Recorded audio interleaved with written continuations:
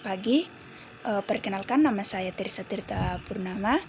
Saya dari IAKN Toraja angkatan 2019, jurusan PA Pendidikan Agama Kristen.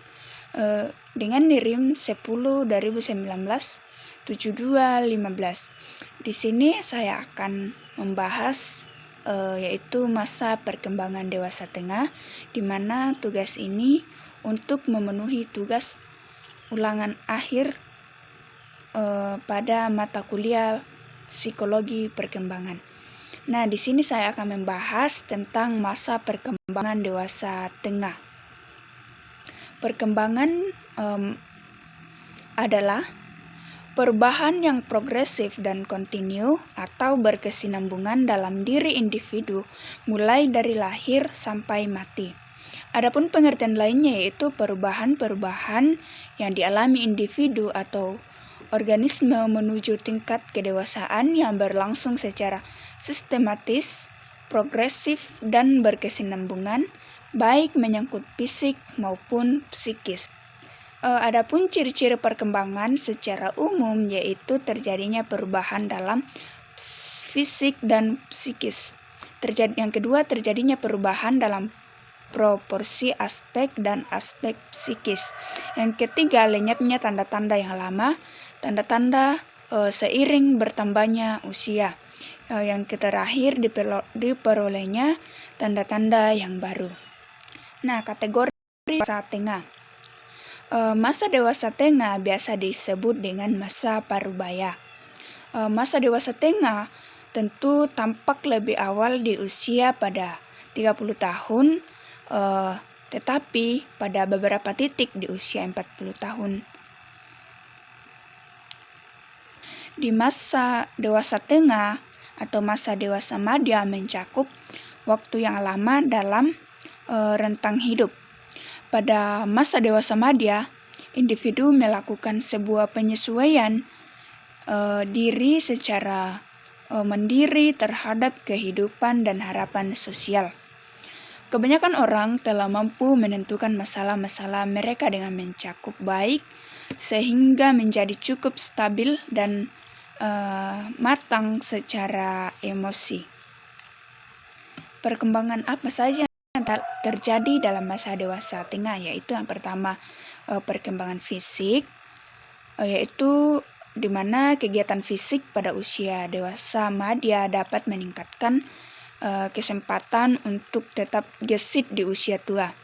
Selanjutnya, kegiatan fisik juga membantu menghambat mortalitas di antara 1.824 sampel dewasa Amerika Serikat yang dimana berusia 51 hingga 61 tahun pada tahun 1992.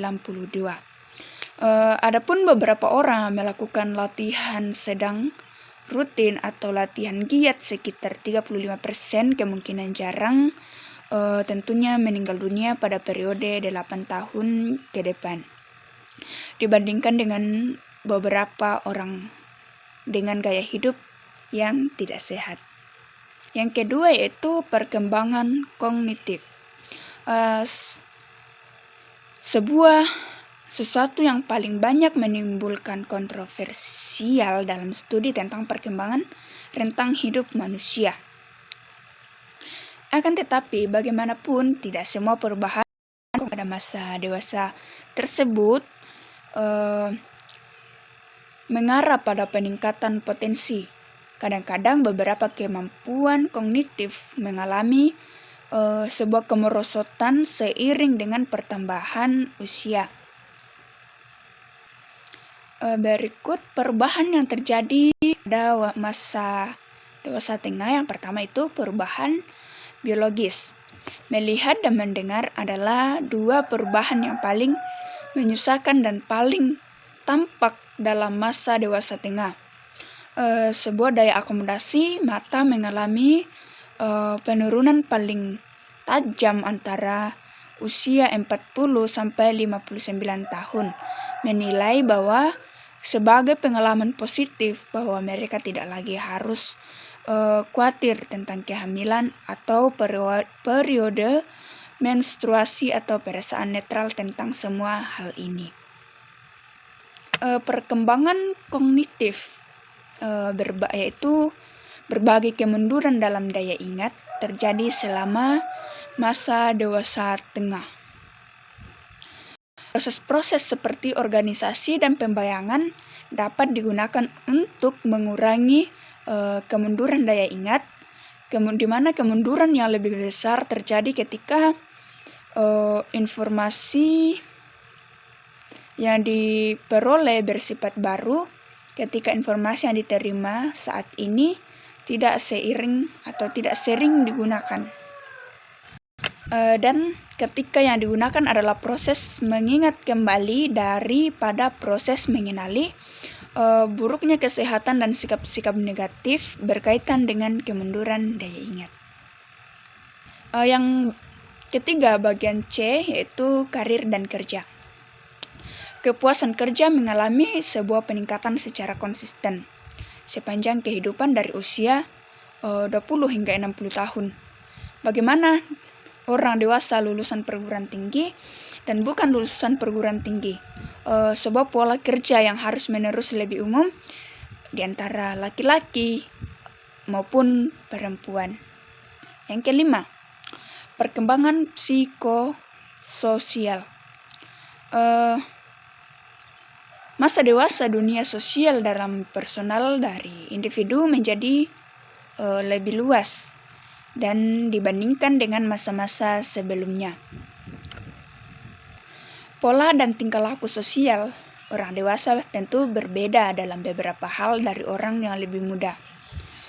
Perbedaan-perbedaan tersebut tidak disebabkan oleh peristiwa-peristiwa kehidupan yang dihubungkan dengan keluarga dan pekerjaan. Waktu luang. Individu pada masa dewasa tengah tidak hanya butuh untuk belajar bekerja dengan baik, tentu juga butuh belajar menikmati waktu luang atau waktu kosong. Tentu perubahan kehidupan mungkin suatu pengunduran dari aktivitas. Bagian F, yaitu agama.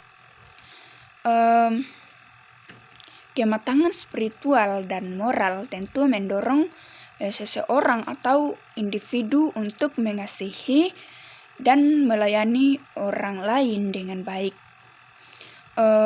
Seseorang yang telah berkembang dan bertumbuh moral dan spiritualitasnya tentu akan lebih pandai dan lebih tenang dalam menghadapi berbagai masalah dan kesulitan hidup yang menimpa dirinya. Sebab dengan demikian segalanya akan dipasrahkan kepada Tuhan, dengan dimana disertai sebuah ikhtiar menurut kemampuannya sendiri. Nah, dapat disimpulkan bahwa perkembangan adalah sebuah perubahan yang progresif dan kontinu dalam diri seseorang atau individu, mulai dari ia lahir sampai ia mati. Yang kedua, perubahan di mana perubahan yang terjadi pada masa dewasa tengah, diantaranya yaitu perubahan biologis, perkembangan kognitif, karir dan kerja, perkembangan psikososial, waktu luang, dan yang terakhir serta agama. Demikianlah hasil presentasi saya. Jika masih ada beberapa materi yang kurang dimengerti, saya minta maaf. Terima kasih. Tuhan Yesus memberkati. Salam sehat.